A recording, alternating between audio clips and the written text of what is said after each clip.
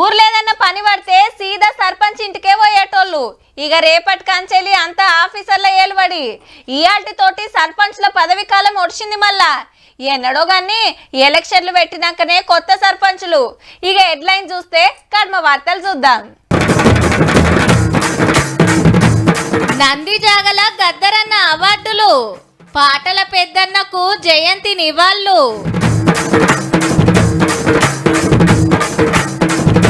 కొలువుకెక్కిన కొత్త స్టాఫ్ నర్సులు, త్వరలో 15,000 పోలీస్ జాబులు.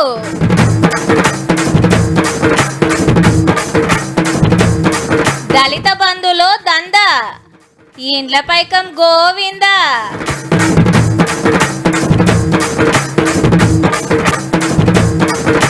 షురైన పార్లమెంట్, కొన్ని గంటల్లో బడ్జెట్.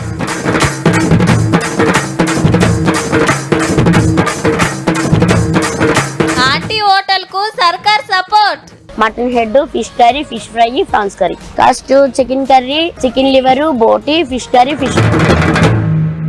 గద్దరన్నంటే ఓ పాట, గద్దరన్నంటే ఓ ఆట, గద్దరన్నంటే ఓ డప్పు, గద్దరన్నంటే ఓ దరువు, గద్దరన్నంటే కాలికి గజ్జె, గద్దరన్నంటే ఎర్ర జెండా, గద్దరన్నంటే నీలి జెండా, గద్దరన్నంటే ధిక్కారం, గద్దరన్నంటే ఓ దళిత దండోరా, గద్దరన్నంటే ఆడబిడ్డల పాదం మీద పుట్టుమచ్చ, గద్దరన్నంటే గరీబుల పెద్దన్న, గద్దరన్నంటే పాటల ప్రపంచం, గద్దరన్నంటే పాటల పొద్దు. తెలంగాణ కోసం దండుగట్టిన అన్న జయంతి యాల. అంత గొప్పోడు కాబట్టే సర్కారే ముంగటబడి జయంతి కార్యం నడిపించింది. గద్దరన్న జయంతిని మన సర్కారే చేసింది. రవీంద్ర భారతికి ముఖ్యమంత్రి, మంత్రులు, ఎమ్మెల్యేలు, మేధావులు, ఉద్యమకారులు, కవులు, కళాకారులు చాలా మంది వచ్చిండ్రు. తెలంగాణ కోసం ఎంత కొట్లాడింది, గరీబుల కోసం ఎన్ని పాటలు రాసింది, పాలకులను ఎట్లా ప్రశ్నించింది మొత్తం యాద్ చేసుకున్నారు. పెద్దన్న రాసిన పాటలు పుస్తకాలు కాపాడతాము అనుకొచ్చిండు చిన్న సీఎం బట్టి సారు. అదే గద్దరన్న ఈ రాష్ట్ర ముఖ్యమంత్రి ఇంటి ముందు నిలబడి, ఎండలో నిలబడి 3 గంటలు పైబడి అపాయింట్మెంట్ కావాల సమస్యలు చెప్తా అంటే గేట్లు తెరుచుకోలేదనంటే ఇప్పుడున్నటువంటి ముఖ్యమంత్రి ఇందిరమ్మ రాజ్యం ఆ గేట్లు బద్దలు కొట్టింది, కడీలు బద్దలు కొట్టి ఇది ప్రజాభవన్ అని చెప్పేసింది. వచ్చిన వాళ్ళు చాలా మంది డిమాండ్ పెడితే దాని మీద మాట్లాడిండు సీఎం రేవంత్ రెడ్డి సారు. గద్దరన్న గారి పేరు మీద జిల్లా ఉండాలి, ట్యాంక్ బండ్ మీద గద్దరన్న గారి విగ్రహం ఉండాలి అని ఏదైతే విజ్ఞప్తి చేసిండ్రో ప్రభుత్వం నిర్ణయం తీసుకుంటుంది అని చెప్పి ఈ కాంచెల్లి సర్కార్ తరఫున గద్దరన్న అవార్డులు ఇస్తారట. కవులకు, కళాకారులకు, సినీ ప్రముఖులకు రాష్ట్ర ప్రభుత్వం తరఫున అధికారికంగా ఇచ్చే అవార్డులకు గద్దర్ అవార్డ్స్ అనే పేరు పెట్టి గద్దరన్నను గౌరవించుకుందామని చెప్పి ఈ వేదిక మీద నుంచి చెప్తున్నా. ఇదే శాసనం, ఇదే జీవో అని చెప్పి, నా మాటనే జీవో. మంచి మాట చెప్పినవని బట్టి సార్ వచ్చి అమరుకున్నాడు. అటెంక అందరు వచ్చి మెచ్చుకున్నారు సీఎం సార్ ను. ఇంకో 5-6 నెలల గవర్నమెంట్ పడిపోతుందని అనేటోళ్ళ గురించి గిట్లా అన్నాడు.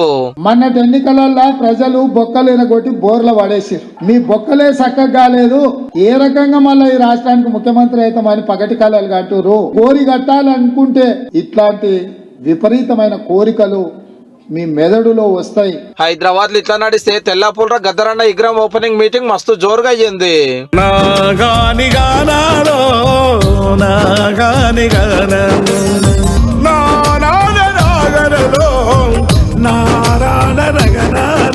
అవునరా, కొత్త సర్కార్ కొలువులు ఇస్తదంటవా లేకుంటే వాళ్ళ లెక్కనే ఉత్తగానే చేస్తుందా? ఏ గ్యారెంటీకి ఇస్తారా? ఇయ్యకుంటే వాళ్ళకి ఏమైందో వీళ్ళకి సుతా గదే అవుతుంది. మళ్ళా ఏం జాబ్లో ఏమో పోరా, మా అయ్య పెళ్లి చేస్తా అంటుండు, చేసుకున్నాక ఎట్లా బతకాలనో తెలుస్తలేదు. రప్ప రప్ప నోటిఫికేషన్లు వేస్తే బాగుండే అని ఫీల్ అయ్యేటోళ్ళు గీ వార్త చూస్తే మనసు జరంత నిమ్మలం అవుతుందేమో. అవు సర్కార్ కొలువులే 6,956 మందికి నర్సింగ్ ఆఫీసర్ గా అపాయింట్మెంట్ లెటర్లు ఇచ్చింది గవర్నమెంట్. వీళ్ళు వచ్చినాక ఇదే తొలత కాబట్టి ఎల్బీ స్టేడియం లో పేద మీటింగ్ పెట్టిండ్రు. అగో వచ్చి 2 నెలలు కూడా కాకపోయి అప్పుడే ఎట్లా ఇచ్చిర్రు అనేరు. అప్పుడు ఎప్పుడో పరీక్షలు పెడితే ఈ సర్కార్ వచ్చినాకనే రిజల్ట్ వచ్చింది. వైద్య ఆరోగ్య శాఖలో ఉన్నటువంటి 5,000 ఉద్యోగాల గురించి కూడా ఈ శాఖ ఆలోచన చేస్తా ఉంది. చిన్న సీఎం సార్ గీముచ్చట చెప్తే సీఎం సార్ గిది చెప్పిండు.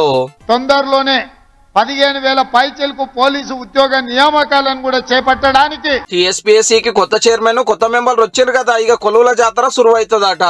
సంవత్సరం తిరిగే లోపల 2 లక్షల ప్రభుత్వ ఉద్యోగ ఖాళీలను భర్తీ చేసే బాధ్యత మాది. బీఆర్ఎస్ గవర్నమెంట్ లో ఇంటోళ్ళకి జాబులు ఇచ్చుకున్నారు కానీ నిరుద్యోగులకు ఇయ్యలేదని గరమైండు రేవంత్ రెడ్డి సారు.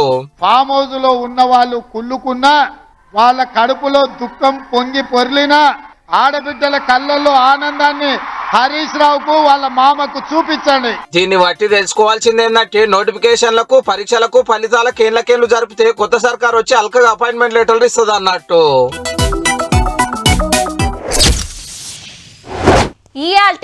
ఈయాల్టికి సుత గులాబీ పార్టీలు ఏం చెప్తున్నారంటే ఇండ్లు కట్టించినాం, జాబులు ఇచ్చినాం, ఇంటింటికి నీళ్లు ఇచ్చినాం, ప్రాజెక్టులు కట్టినాం, పెన్షన్లు పెంచినాం, జీతాలు పెంచినాం, ఎవ్వలకు ఏ తిప్పలు లేకుండా చూసుకున్నాం. ఇంతకంటే ఇంకేం చేసేది ఉండే? కన్ఫ్యూజన్లో ఓట్లేసిండ్రు. యూట్యూబ్ ఛానల్ పెడితే గెలుద్దాం, 3 నెలలో 6 నెలలో అయితే మళ్ళా మా సర్కారే అని అంటున్నారు. కానీ ఊర్లో పొంటే ఏమైందో చూడనట్టున్నారబ్బా. ఈ వార్త పేరేందంటే దళిత బంధు దందా డబుల్ బెడ్రూమ్ గోవిందా. ఫస్ట్ పాత సీఎం గారి డైలాగ్ తోటి సురువు చేద్దాము. 3-4 ఏళ్లలో మన దళిత వాడలన్నీ బంగారు మేడలైతాయి. బంగారు మేడలేమో గాని లీడర్ ఇండ్ల ముంగట ధర్నాలు చేయాల్సిన కథ అవుతుంది. మనోళ్ళు కూకున్నది సర్పంచ్ గారి ఇంటి ముంగట. ఊరు సిద్దిపేట జిల్లా తోర్నాల. 10 లక్షల పథకం పక్కా మీకేనని చాలా మంది కాడ పైసలు గుంజిండట సర్పంచ్ కొడుకు. మీకు 10 లక్షలు రావాలంటే మీరు 2 లక్షలు ఇవ్వాల్సిందే. దళిత బంధు రాలేదు, మా డబ్బులు మాకు వాపసు మితితో సహా తిరిగి చెల్లించాలని. ఇక ఇప్పుడు ఇండ్ల డైలాగ్ ఇనుండ్రి. డబ్బా ఇల్లు మనం కట్టడం ఖచ్చితంగా 2 బెడ్రూములు, ఒక హాలు, ఒక వంట గది, 4 రూములతో ఇల్లు ఉంటుంది. పెద్దసారి చెప్పినంత అందంగా ఇల్లు కట్టాలంటే మీరంతా పైకం పెట్టుకోవాలని 100 ఇండ్ల పేరు మీద 2 కోట్లు వసూలు చేసిరు గులాబీ లీడర్లు. మహబాద్ జిల్లా చిన్నగూడూరు రా పైకం కొట్టు ఇల్లు పట్టు పథకం జోరుగా నడిచింది పాత గవర్నమెంట్ లా. ఇప్పుడు డబ్బులు కడితేనే నీకు ఇండ్లు, లేకపోతే లేదు. అన్ని ఒక్కసారి కట్టాలి, మేము ఆగమన్నారు. ఆగమంటే 5-6 రోజులనే అన్ని తెచ్చి ఓ కూలరనే 2 కోట్లు గుంజిరంటే ఇక తెలంగాణ అంతటి ఎట్లున్నదో చూడండిగా. కడుపు కట్టుకొని నోరు కట్టుకొని పని చేసినామని కేసీఆర్ సార్ గంత గొప్పగా చెప్పుకుంటుంటే అసలు కథ గిట్లున్నది. ఇవన్నీ సార్కు తెలుసునో లేదో గానీ ఆ గవర్నమెంట్ లాగమైనామని కార్ టైలర్ గాలి అయితే తీసిండ్రు పో పబ్లిక్. ఏదైనా దందా చాలు చేస్తే కస్టమర్లను రప్పించుకుంటానికి తీర్తి ఉపాయాలు చేస్తుంటారు ఎవరైనా. ఓపెనింగ్లకు సెలబ్రిటీలను లీడర్లను పిలుచుకుంటారు, చాలా మందికి ఎరకైతుందని. అట్లనే ఆఫర్లు సుతా పెడతారు, 1 కొంటే 1 ఫ్రీ అని, 2 కొంటే 1 ఫ్రీ అని. కానీ ఓ తానకి ఇవేం చేయకున్నా మస్తు ఫేమస్ అయింది ఓ హోటల్. అంతే తిప్పలు సుతా వచ్చినాయి అనుకోండి. మరి ఇంతకు ఆఖరికి ఏమైందంటే కుమారి ఆంటీ హోటల్ మజాకనా, ఏం ఫికర్ చేయకు, బిందాస్ గా హోటల్ నడుపుకో అని సర్కారే ఫుల్ పర్మిషన్ ఇచ్చింది. అంతేకాదు ఈలైనాడు కుద్దు సీఎం సారే వస్తాడట ఈ హోటల్ కు. సోషల్ మీడియాను ఫాలో అయ్యేటోళ్లకు కథంతా ఎరికే ఉంటది గాని తెలవనోళ్ల కోసం చెప్తాం ఇనుండ్రి. హైదరాబాద్ హైటెక్ సిటీ ఏరియాల మస్తు ఫేమస్ కుమారి ఆంటీ హోటలు. అట్లాని అందాల బంగ్లా కాదు, సోప్ టాప్ సెట్టింగ్ లేదు, రోడ్డు పక్కకు అడ్డా, ఏరేకాడ వండుకొని తీసుకొస్తది. ఎరైటీలు ఏమేముంటాయంటే white rice, bagara rice, gobi rice, gongura rice, tomato rice, lemon rice, jeera rice, chicken curry, chicken fry, liver fry, boti curry, mutton liver, mutton head, fish curry, fish fry, prawns curry. Cost chicken curry, chicken liver, boti, fish curry, fish fry, ఈ 5 items వచ్చేసి 1 curry 100, 2 curries 150, 3 curries 200, chicken fry ఒకటే 150, mutton liver 150, mutton head 150, prawns 150, mutton 200. సాఫ్ట్వేర్ల కాంచి సడకుల మీద దందాలు చేసేటోళ్ళ దాకా, auto డ్రైవర్లకెళ్ళి అడ్డా కూలీల దాకా లైన్లు కడతారు ఇడ తినటానికి. రుచి మంచిగుంటది, రేటు తక్కువ ఉంటది. నాన్ వెజ్ ఒకసారి వేసినా కానీ వెజ్ తో కడుపు నిండా తినమంటది. ఆటో డ్రైవర్లు, క్యాబ్ డ్రైవర్లు వీళ్ళందరూ కూడా కడుపు నిండా అన్నం తింటారు ఇక్కడ. మొన్నో హీరో కూడా వచ్చి తిన్నాడు. కమ్మటి కూరలాసన యూట్యూబ్ ఛానళ్లకు దాకింది. హీగేముంది, హెచ్ఎం మసాలా దంచి ఆంటీ కంటే అద్భుతమైన వార్తలు వండిండ్రు మనోళ్ళు. ఈ పబ్లిసిటీ దెబ్బకు జాతర సాగినట్టే సాగే వరకు ట్రాఫిక్ జామ్లు షురై ఎమ్మటే పోలీసులు వచ్చి హోటల్ బంద్ పెట్టించిండ్రు.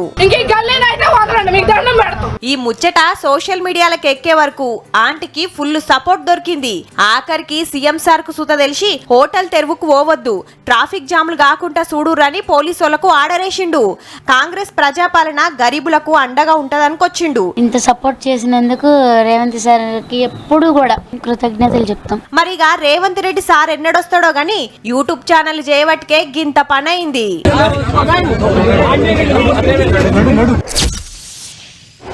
దీనామి ఎన్నో మీటింగ్లు అవుతాయి, ఎందరో మాట్లాడతారు. కానీ అందరు వార్తలు టీవీలో రావు, పేపర్లో కనబడవు. అట్లా రావాలంటే దానికో లెక్క ఉంటుంది, మాట్లాడే తాకత్ ఉండాలి. చెప్తుంటే ఇనాలనిపియాలే, నవ్వియాలే, ఊరియాలే, ఉబ్బియాలే. గా పని అందరితోని కాదు, మళ్ళా అయ్యేటోళ్ళ దాంట్లో ఫస్ట్ ఉండేది ఇగో గీసారే.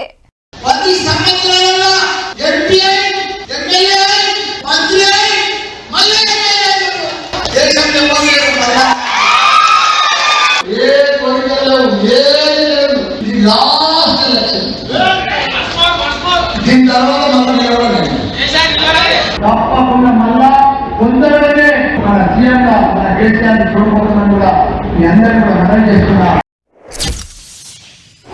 కొత్త గవర్నమెంట్ వచ్చినాక డీజీపీ మారిండు, పోలీస్ కమిషనర్లు మారిండ్రు, జిల్లాల ఎస్పీలు మారిండ్రు, ఏసీపీలు, డీసీపీలు, సిఐలు, ఎస్ఐలు చాలా మందే అటుకెళ్ళి ఇటు ఇటుకెళ్ళి అటు పోయినరు. అప్పటి లీడర్లు వాళ్ళకి కావాల్సిన వాళ్ళను కావాల్సిన కడ పెట్టుకున్నారట. మరి దానికే మనం ఎంతో చెప్పుకున్నాం, కానీ అలా ఏమైందో చూడుర్రి. ఒక్కలో ఇద్దరో ముగ్గురునో మారుస్తారు, కానీ పంజాగుట్ట పోలీస్ స్టేషన్లో ఉన్న పోలీసులు అందరినీ మార్చి పడేసిండు కమిషనర్ సారు. ఎస్ఐల కాంతి కానిస్టేబుల్ దాకా ఎవ్వరు నిడసలే. ఒక్కటే స్టేషన్ లో ఒక్కపారే 85 మందిని ట్రాన్స్ఫర్ చేసుడు ఇదే రికార్డు కావచ్చు. ఎమ్మటే కొత్తోళ్ళని పెట్టిండ్రు కూడా. పట్నంలో పంజాగుట్ట స్టేషన్ చాలా ముఖ్యమైంది. మళ్ళా ముంగడికి పోతే చిన్న సీఎం ఉండే ప్రజాభవన్, సీఎం క్యాంప్ ఆఫీసు, అట్రోకు పోతే గవర్నర్ ఉండే రాజ్భవన్, వెనకాలకు వస్తే పెద్ద పెద్దోళ్ళు ఉండే బంజారా హిల్స్.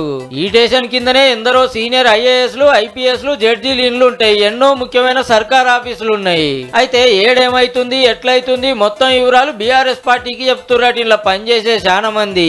మొన్న పాత ఎమ్మెల్యే షకీల్ బాయ్ కొడుకును కార్ టక్కర్ కేసులకెళ్లి తప్పిస్తానికి చానే కష్టపడితే ఓ సిఐ గారు సస్పెండ్ అయ్యిండు. స్టేషన్ బెయిల్ ఇస్తానికి లంచాలు గుంజుతున్నారట. పబ్బులలో గంజాయి సప్లై చేస్తున్నా పట్టుకుంటలేరని ఎన్నో వార్తలు వచ్చినాయి. ఇప్పుడు కొత్త సర్కార్, కొత్త పోలీస్ కమిషనర్ రాగానే 6 ఎస్ఐలు, 8 మంది ఏఎస్ఐలు, 17 మంది హెడ్ కానిస్టేబుల్, 54 మంది కానిస్టేబుల్ ఒక్కపారే ట్రాన్స్ఫర్ చేసిండు అన్నట్టు. ఈ దెబ్బతోటి కడవ స్టేషన్లలో సుత చక్కగా పనిచేస్తారు. ఇక గమ్మత్ ఏందంటే అప్పట్లో దేశంలోనే బెస్ట్ పోలీస్ స్టేషన్ అవార్డు సుత వచ్చింది. అంటే బంగ్లా అందంగా ఉన్నది కానీ సార్ల డ్యూటీలే అధ్వానం ఉన్నాయి అన్నట్టు. రేపటి నుంచి పార్లమెంటు శీతాకాల సమావేశాలు ప్రారంభం కానున్నాయి. ఎన్నికల సంవత్సరం కావడంతో ఓట్ ఆన్ అకౌంట్ బడ్జెట్ పెడుతుంది కేంద్ర ప్రభుత్వం. ఏ శాఖకు ఎంత కేటాయించాలి, ఏ వర్గానికి ఎన్ని నిధులు ఇవ్వాలో పకడ్బందీగా బడ్జెట్ రూపొందించినట్టు తెలుస్తోంది. మరో 2-3 నెలల్లో పార్లమెంట్ ఎన్నికలు సమీపిస్తున్న వేళ ఇవాళ సమావేశాలు ఇలా ప్రారంభమయ్యాయి. राष्ट्रपति भवन से राष्ट्रपति द्रौपदी मुर्मू రాష్ట్రపతి భవన్ కాడ గుర్ర బగ్గీలెక్కి పార్లమెంట్ కు బయలుదేరింది రాష్ట్రపతి మేడం. లోక్సభలో ఉన్న రాజదండాన్ని పార్లమెంట్ ఆఫీసర్ తీసుకొని అందరు కలిసి బయటకు వచ్చిండ్రు చిన్నగా. అటుకెళ్లి ద్రౌపది ముర్ము మేడం ప్రధానమంత్రి మోడీ సార్ రాగానే ఎదుర్కొని లోపలికి తోలుకొచ్చిండ్రు. రాజదండాన్ని ఈడ పెట్టినాక రాష్ట్రపతి మేడం పాఠం చదువుడు చాలు చేసింది. तेलंगाना में समोक का स्वरोक का सेंट्रल ट्राइबल यूनिवर्सिटी बनने का सरास्ता सुगम हुआ. దేశంలో సమ్మక్క సారక్క యూనివర్సిటీ కట్టబోతున్నాం. దునియాలో దేశం పతార పెరిగింది. చంద్రయాన్ సక్సెస్ అయింది. సూర్యుని కాడికి రాకెట్ పంపినాం. అయోధ్యలో రాముని గుడి కట్టుకున్నాం. మహిళా రిజర్వేషన్ బిల్లు పాస్ చేసినాం. రైతులకు పెట్టుబడి ఇస్తున్నాం. దేశంలో పేదరికం తగ్గించినాం అని చెప్తుంటే సభలో సప్పట్లే సప్పట్లు. రేపు పైసల మంత్రి నిర్మలమ్మ బడ్జెట్ పెట్టబోతున్నది. ఎవరికేమిస్తున్నారో అప్పుడు చెప్పుకుందాం.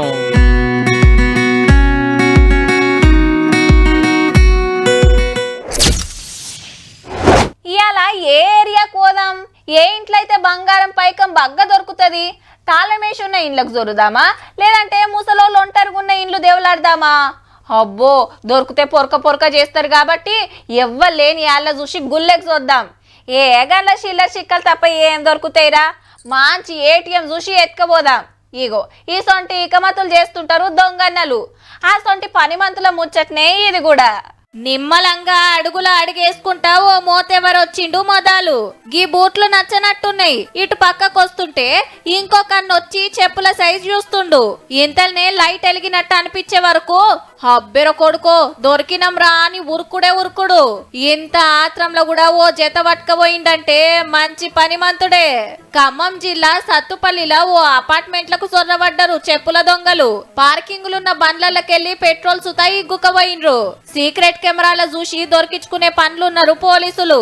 ఈ ముచ్చటిట్లుంటే అటు సిద్దిపేట జిల్లా అల్వాలలో ఒక్కనాడే 3 ఇండ్లకు సూటి పెట్టిండ్రు పనిమంతులు. తాళాలు ఉన్నటువంటి ఇళ్ళని తాళాలు విరగొట్టి అవుట్ బ్రేక్ చేశారు. ఒక ఇంట్లో 10,000 పట్టగొలుసులు, ఇంకో ఇంట్లో చెవి దిగిపోయినాయని చెప్పేసి నమస్తే. తాళాలేసిన ఇండ్లే కాదు, ఈ ఇంటి ముంగట చెప్పులు కూడా ఈడుస్తలేరంటే గింత దరిద్రంగా తయారైంద్రేంద్ర నాయనా.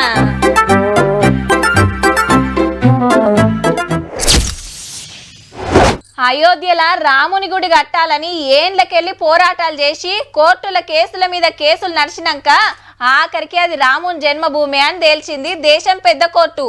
3.5 ఏండ్ల కింద గుడి కట్టుడు చాలు చేస్తే మొన్ననే బాలరాముని ప్రాణ ప్రతిష్ఠ చేస్తే దేశం అంతటి నుంచి శితం మంది పోతున్నారు రాముల వారి దర్శనానికి. ఇక ఇప్పుడు శివయ్య వంతొచ్చినట్టుంది. కాశీలున్న జ్ఞానవాపి మసీదుల పూజలు చేసుకోవచ్చని తీర్పు చెప్పింది లోకల్ కోర్టు. అయ్యవారిని పెట్టుకొని 6 రోజులలో పూజలు షురూ చేస్తారట. వెనకట ఈడ గుడి ఉన్నదని కొందరు కోర్టుకు పోయి ఆర్డర్ తెచ్చుకొని తొవ్వ చూస్తే శివలింగం ఉండేదని తేలింది. లేలే మా మసీదే అని వాళ్ళు సుప్రీంకోర్టు దాకా పోతే మొదలు లోకల్ కోర్టులనే చూసుకోవాలని చెప్పింది. 2 దిక్కుల వాదనలు ఇన్నాక శివయ్య జాగే అని ఇలా తీర్పు వచ్చింది. దీని మీద మళ్ళా పెద్ద కోర్టుకు పోతారట ముస్లిం పెద్దలు. బాబ్రీ మసీదు కేసు గిట్లనే నడిచి ఆఖరికి రాముల వారిదేనని తీర్పు వస్తే బాలరాముడి గుడి కట్టిండ్రు. ఇప్పుడు జ్ఞానవాపి కాడ జంగమయ్యకు పూజలు జరగబోతున్నాయి అన్నట్టు.